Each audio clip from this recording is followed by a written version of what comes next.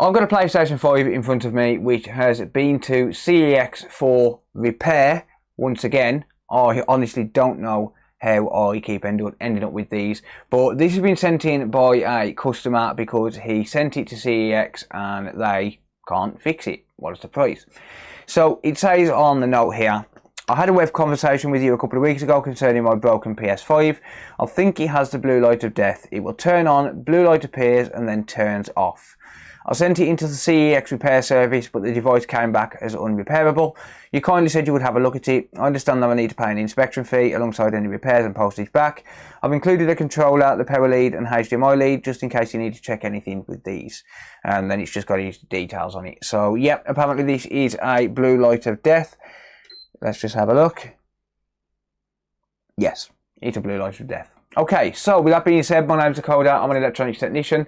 I do mainly work on games consoles, but I do work on other stuff as well. So if you enjoy that kind of thing and you want to see more, then be sure to get subscribed and turn on the bell notifications, and that way you won't miss any future videos.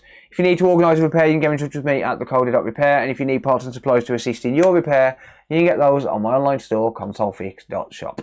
I do strip down consoles and sell the parts as well as the components, so if you need anything, just let me know. Well, just buy it on the website.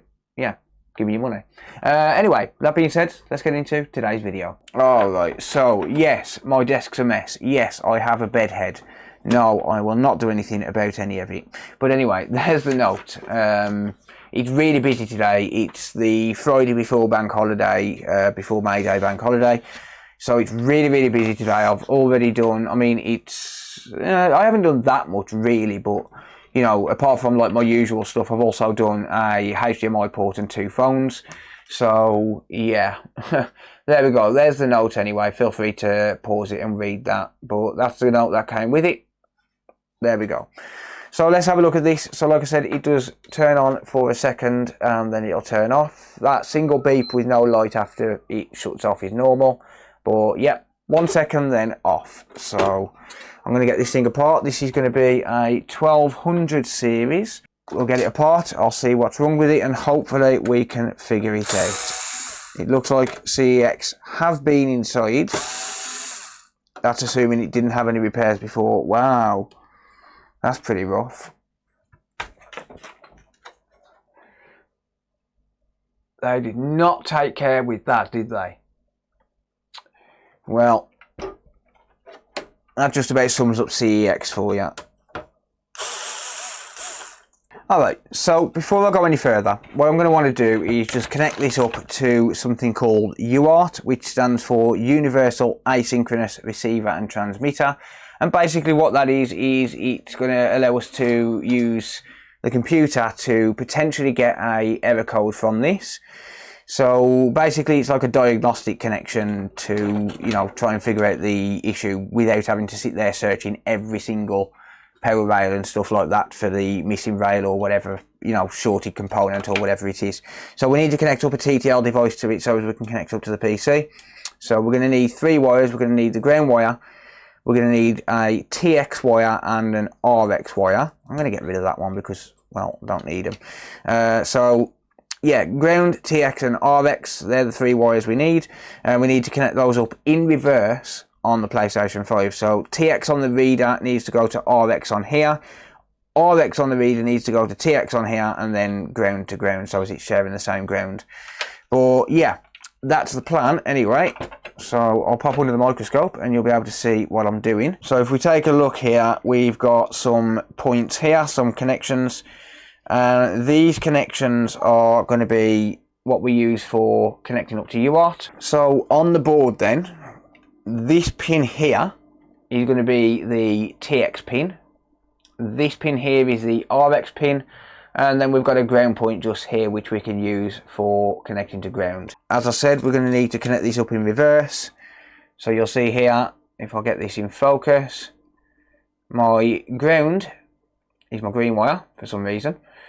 TX is my yellow wire and RX is my orange wire. So the orange wire needs to go to the TX on the board, so that's going to be the second from the top on the left. The yellow one is going to go to RX on the board, So that's going to be the one on the right next to it, and then we've obviously got ground like I said. So let's get that sorted. So the first thing I'm going to do is just tin up this area. So I'm going to tin up these pads that I need. The device is unplugged.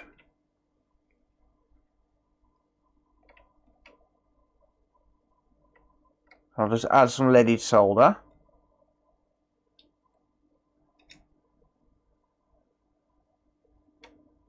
It is very tight in there. Just add a tad of flux. And then, as I said, my orange wire goes to the left hand one. Doesn't have to be a great connection as long as it's connected.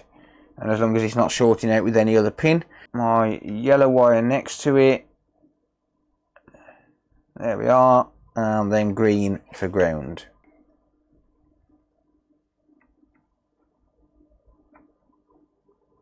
There we go. Beautiful. Doesn't have to be a perfect connection, like I said, as long as it's connected. So with that done, I'm going to connect up to the PC. So I'll move that out of the way. I'm going to apply AC power. I'm going to grab a USB, like so, and connect this up to the PC. There we go, that's picked up on the PC. So here I've got my UART software, which is completely free to use. So we're going to go for get error codes from the PS5. Option 4, which is COM13, that's the COM port for my USB device. And, ooh, okay, we have faulty RAM. Lovely. DDR6 number 3 damaged. Okay. What I'm going to do then, I'm going to just go for clear error codes. Option 4, error codes cleared. And then I'm going to power cycle the console.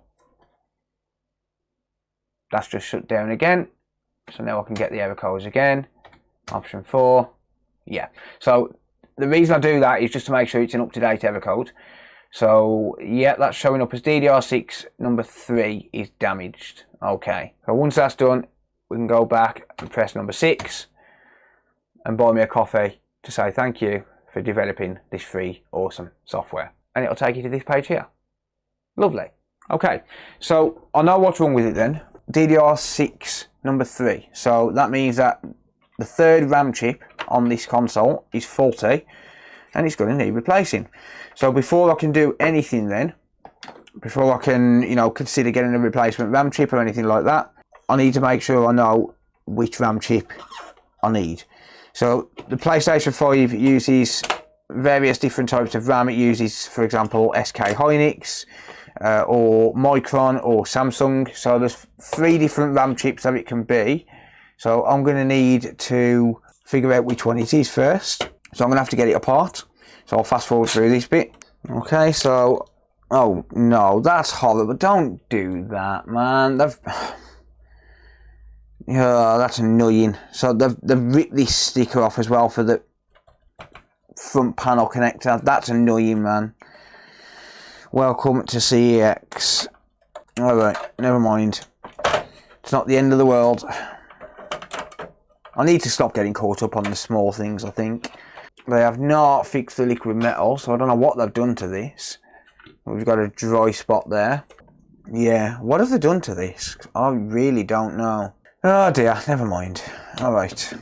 Okay, so if we look at the back of the board here, we've got the RAM just here. So these 8 chips, this is all the DDR6 RAM. So the way these are numbered is 1, 2, 3, 4, 5, 6, 7, 8. So if it tells us that number 3 is faulty, that should be that one just there. I am just going to inspect the other side of the board and make sure we've got no issues on the other side where the capacitors and stuff are. So that one there is going to correspond to this part here. And interestingly, we have got a little bit of liquid metal which is spilt out. Okay, this has been dropped. I don't think this is the cause just here. Like, we've got a little bit of liquid metal spilt out there, but I don't think that's the cause. This console though has 100% been dropped. So there's a couple of reasons I know that. Number one is because when I first tried to power it on, the disk drive made a noise like it was trying to realign the disk drive, right? I don't know if that come across on the microphone, but yeah, that was what was happening. That was what was happening rather. And number two is we've got some liquid metal spilt out over here. So at some point, whether it's related to this issue or not, this console has been dropped. So yeah, we need to clean all of that up, but we'll deal with that later. The main thing to do is to try and get this working. So if this has been dropped, chances are... Oh, hang on, what's this all about? Okay, what is all this? Is this liquid damaged? What's all this all over the board?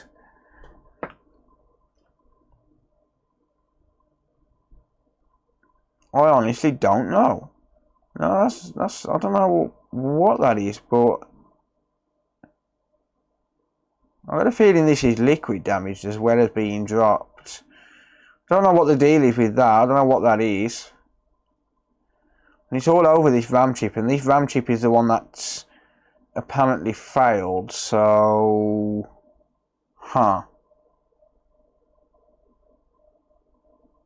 Oh, this is definitely liquid damage, isn't it? I wonder if a reflow would help this. Yep, 100% liquid damage. Look at that. So, Detective Phil's on the case. Don't worry. No, we're trying to figure out why it's failed. Like, it doesn't really make much of a difference. We know what's wrong with it. But I want to figure out why it's failed because I'm nosy. So... yeah, looks like liquid damage to me. It's possible that a reflow would help with that RAM chip, but I'm not going to just reflow it. I'm just going to be replacing it because at least then I know that the job's done right. So, I'm going to get my hot air. I'm going to heat this up. I'm going to get some heat in the general area first. So I'm not going to just go straight in for the kill. My hot air is actually only at 290 degrees Celsius at the minute. And the reason I've left it at that is because I want to preheat the board. It was at 290 because I was using it on a Samsung Galaxy S22 Ultra a little while ago. Okay, so now that's preheated, I'm going to go to 440. I'm going to add some flux.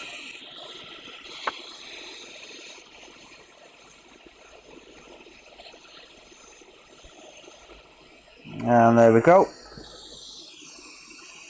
Okay, so that's been removed. Very nice. Next up, I'll just need to clean up this solder. So I'm going to use some leaded solder, some Kester leaded solder, which by the way I'm going to get back in stock on the online store very soon.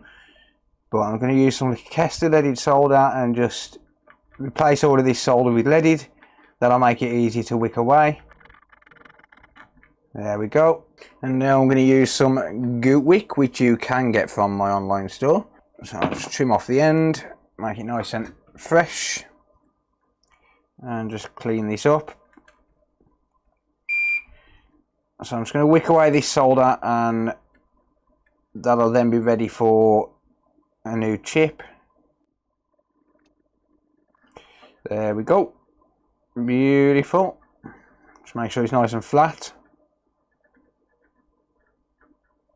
Perfect. Good stuff. So that's done. I'm just going to clean up now. Bit of isopropyl alcohol.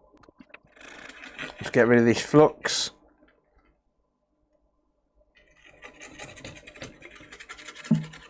There we are. Give it a wipe down. Good. I'm going to add some flux. And just spread this around. We don't want too much on here, just, you know, enough to be able to solder the chip down but without floating the chip away. So just spread it out evenly, and that's ready for the new chip. So I've got my donor board here. I'm going to grab a replacement chip. Again, same as before, I'm going to preheat the board first, so I'll set my hot air at 280 because that's the random number it landed on. I'm just going to preheat the board. We don't want to go too hard with the heat. So once we've got some heat in the board, go up to 440.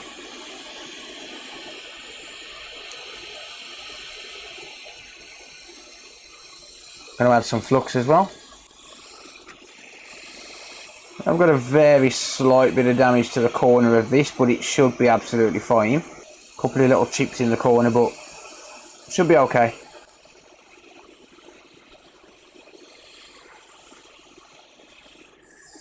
Alright, so there's that one. I am going to take a second one off just in case. Whenever I'm doing a RAM repair, I like to do more than one RAM chip in terms of reballing, just because if I need another one, then I can just pull the other one off and drop it straight on. It saves me a bit of time while I've got the tools on the bench in front of me. So there's a second. So we've got this one here. As you can see, SK Hynix. Just like with the board, I'm going to replace the solder with leaded. If you do need any RAM chips, I've got them all in stock on the online store.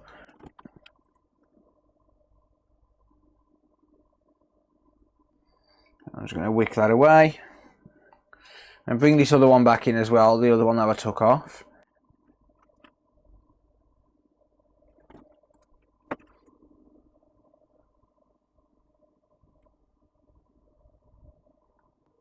There we go.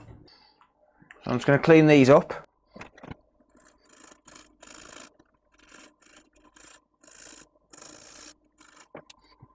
Give them a wipe down. And yes, my glove is ripped. I'll sort it out in a minute. I'll put a fresh one on. There we are. Alright, so 2 RAM chips just there. I'm going to grab my stencil. Before I put the stencil on, I'm just going to add some flux. Again, same as the board, we really don't want a lot, and in fact we want less on the RAM chips than we want on the board. We just want a really thin layer on the RAM chips, because otherwise the solder balls will end up flying all over the place. So we just want to be careful with that, make sure that we don't end up with solder balls floating.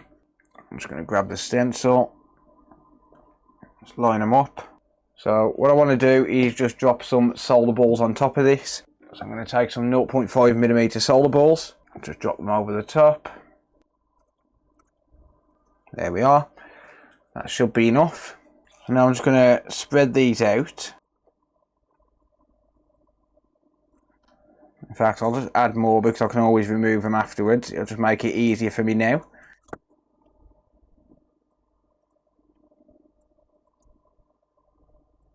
Right, if you find that they don't drop inside the holes, just drop a bit of isopropyl alcohol on your finger and then just use that to spread it out, and it'll assist with it. So see how the solder balls are all clumping up? At the same time, it's going to cause one to drop in every hole. It's also going to allow you to move the excess a lot easier, and as long as it's only a small amount of IPA, it should evaporate pretty quickly. So there's one. Just get rid of those excess.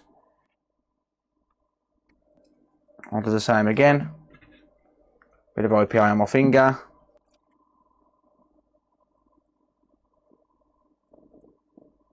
Just move the excess out of the way.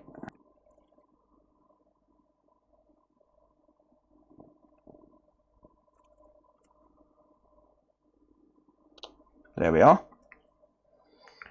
So now I'm going to reflow these. I'm going to just hold the stencil in place, press down on it, and then just slowly start to float these down. And if you're hot air, well, if you're not too aggressive with the hot air, you know, if you're not doing it too quickly in one place, it shouldn't warp the stencil. I've got one that's popped out. You might get a few pop out, you just have to put them back in. Okay, they're starting to flow. I'll come in closer now. There we are. That's almost done. I just need to add some flux to this. reflow it again once more, and it should float them all down into place.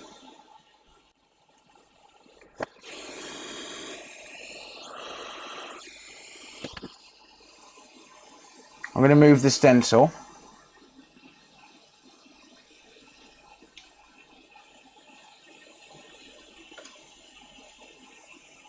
Okay, that one epically failed. Yeah, that one was an epic failure. Never mind. Alright, 1 out of 2 ain't bad. Alright, so we've got one ball missing. I'll have to do that once I've cleaned it.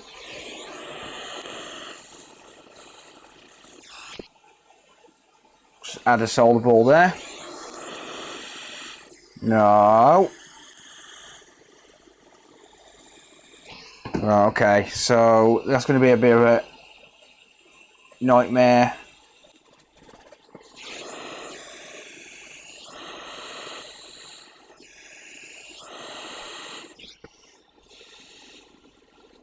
Okay.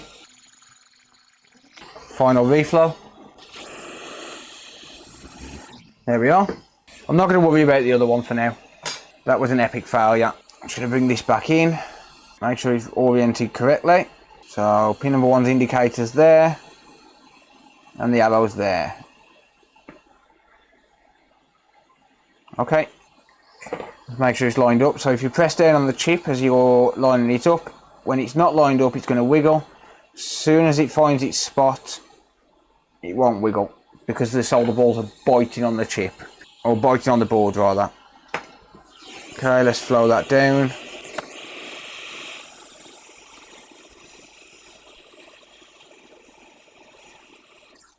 She be soldered. Random solder ball there.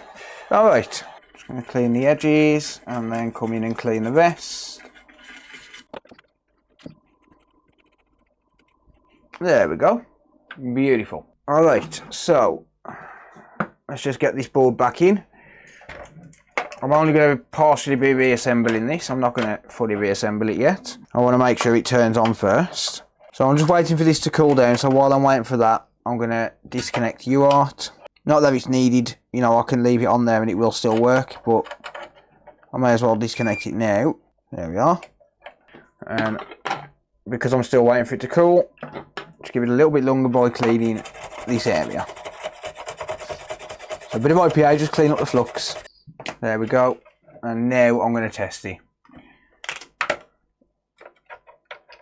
Is it going to work?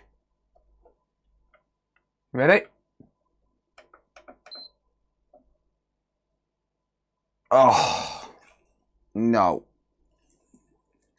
Damn it. Let me hook up the thermal camera and just see what the score is with the RAM. Right, what's going on when I try and power it on? They're all firing up now.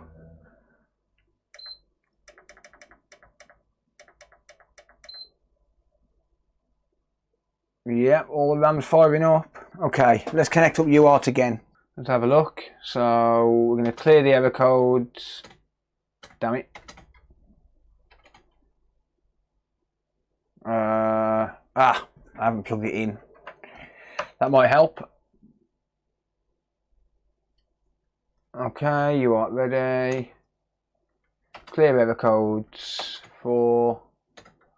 Make sure there's none there. Yep, all gone. Power it on.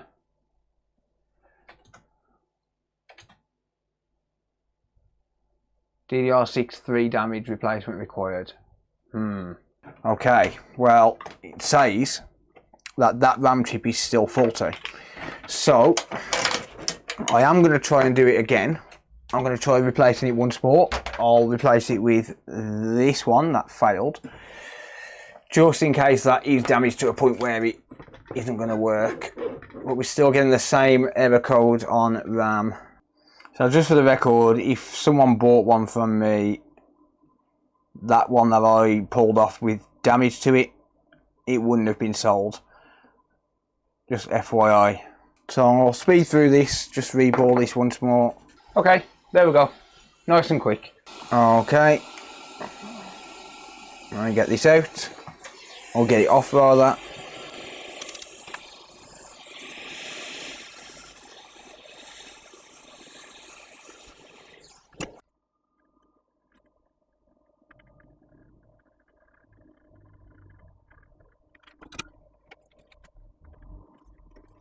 Okay, so I'm just giving it all a visual inspection.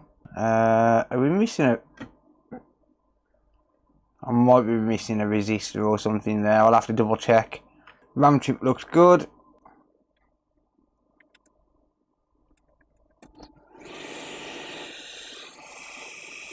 There's flux on the chip itself, so that's fine.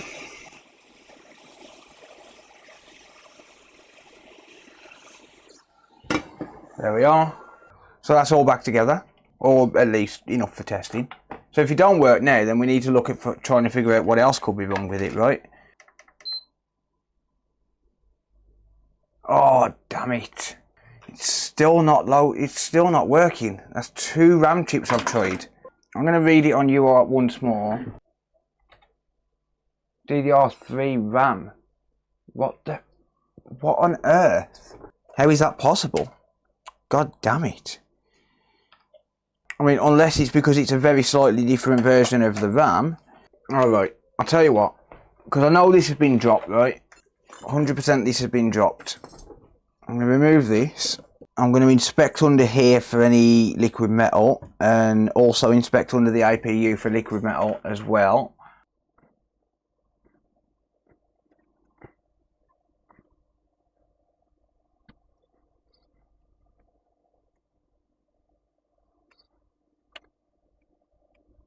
Right, I'm not seeing any liquid metal down there. Let's just have a look down here.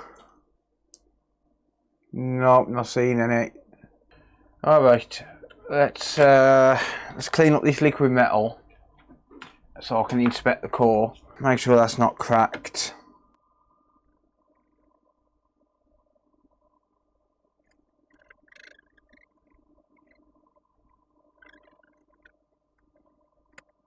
I don't think we've got any damage to the APU. Doesn't appear so.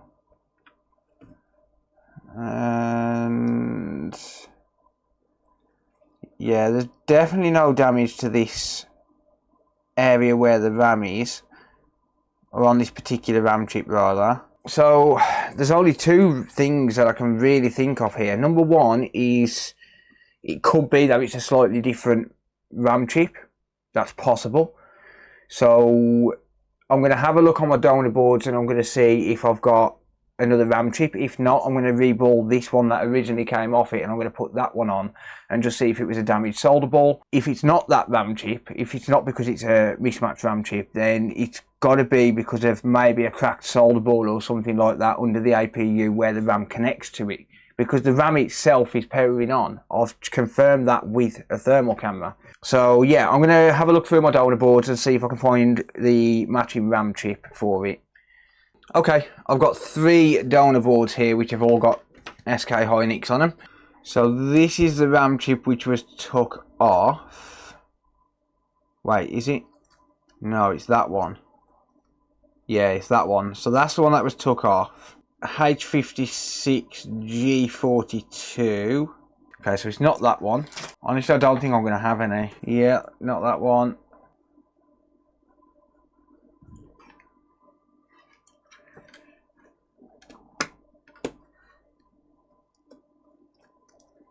And not that one. Oh, that sucks. Well, all I can do for now is just reball this one that I've got here. And that's it for now.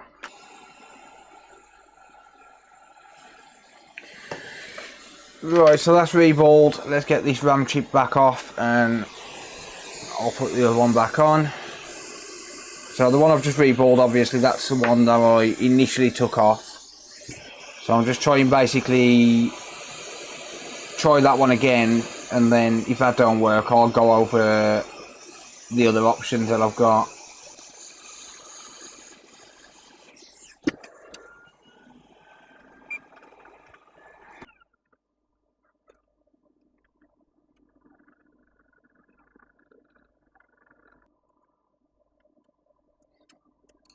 Cool. Let's throw this on.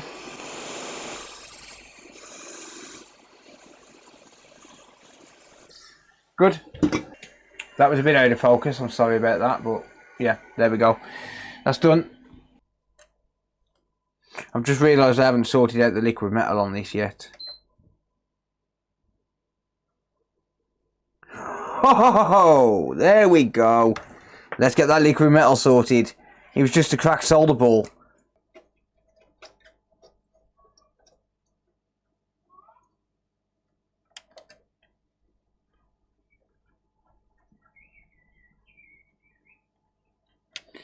Okay, there we go.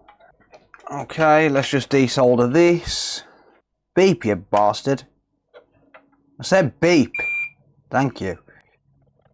Okay, there we go. So that's done. Let's just give this a quick test. Make sure everything's working as it should. Oh well, we'll just make sure it boots up for the purposes of the video, obviously, but yeah. Oh.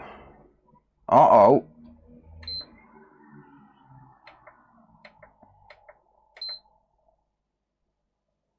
Oh, come on, man. Let's just see if it changes when I release pressure off the APU. Don't worry about that, it's just ground. No. Oh, man. Right, so does it change when I put heat on the RAM then? Because if that's the case, then this RAM chip is faulty. No. So why did it boot up the first time? What?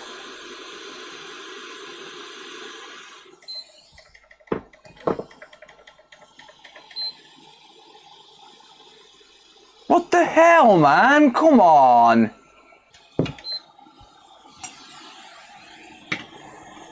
Nope, still not booting. As soon as I reassemble it, it's not booting. Just going to reconnect to UART again. Replacement required. Well, that's annoying. Because it worked. For about 5 seconds. Well, unfortunately, that's all I've got time for in this video. Hold on for just a minute. Well, I'll say that I'm making out like this is a good thing. It might not be, I don't know. I'm just editing this video. I've spoken to the customer, I've explained the situation, all of that stuff, and then I've just gone to edit the video so I can upload it for tonight. And then I've realised, while I was editing the video, that yes, there is a capacitor missing. So just to make sure, just to rule it out really quickly, I'm going to take the capacitor off this donor board and I'm going to put it onto this board just to be 100% sure, and just so as I know 100% that I'm not putting out a video that could, where the console could have been fixed but it wasn't. So yeah, let's do that quickly, just real quick. So here's a donor board. This is Micron RAM. Some of the boards have got the capacitor on and some of them haven't, but I'm just going to make 100% sure because I have edited the video up to the point where, well, basically I was doing the outro and I've realised that the capacitor was missing, so I just want to make 100% sure here and just make sure that it's not going to cause the console to not boot up. And at least then you guys will know as well, right? Alright, so there's a replacement cap. Right, so I'm just going to get this area tinned. It's very, very small. I really don't recommend doing this while it's inside the housing, but it's fine. If I was to somehow damage it, I've got replacements. Probably not recommended to drop a blob of solder right by the RAM as well. Never mind. Alright. So I'm just going to flow this on.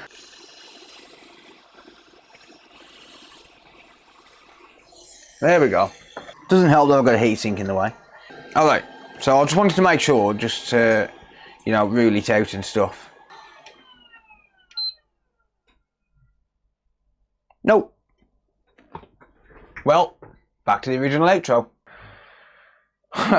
That's so annoying. So, turns out that these SK Hynix RAM chips, the part number does matter. But that's really annoying because I don't have any of those specific ones. I do have some RAM on the way. Well, I've got some PS5 Slim and some PS5 EDM03X boards on the way. So I'll see if there's some on those ones. I'll see if, you know, see if I've got some SK Hynix matching on those ones. But other than that, the only real option here for me right now, not having the correct part, is either to order it from China or replace all of the RAM. So I'll have to see what happens when these RAM chips turn up. I've, like I said, ordered some more motherboards. I do have some more donor boards on the way because I'm running fairly low on things like SSD controllers and stuff. So I just tend to buy donor boards when I need them. So yeah, I've got some more on the way, but I don't know if they're going to have the correct RAM on them. If not, I'm either going to have to buy the correct RAM chip or I'm going to have to replace all of the RAM. I'll have to see what's going to be faster, because I mean, theoretically I can replace all of the RAM in an hour, whereas obviously ordering RAM from China is going to be a long process. It's going to be about a week, but unfortunately I just don't have time to do that in this video. I don't have time to decide what to do in this video because I've already been recording for a couple of hours. I mean, I've had a few breaks and disturbances while I've had customers coming backwards and forwards picking up the stuff, but I've already worked on this for a couple of hours, and unfortunately I just can't carry on with it in this video. It's getting late. It is now 4:53 PM, and obviously, you know, I've got stuff to do, so it is what it is. But yeah, I'll leave it there for this one, and I'll obviously decide what to do in the next video, so make sure to get subscribed for that. If you do need to organise a repair, check me out at thecoder.repair, and if you need any parts and supplies, get those on my online store, consolefix.shop. So yeah, with that being said, thank you very much for watching. I hope you enjoyed it. Let me know what you think down in the comments down below. And yeah, that's going to be it for now. So I know it's another no fix, 2 in a row. I know it is what it is. Yeah, thank you all. I really appreciate it. See you later. Bye for now.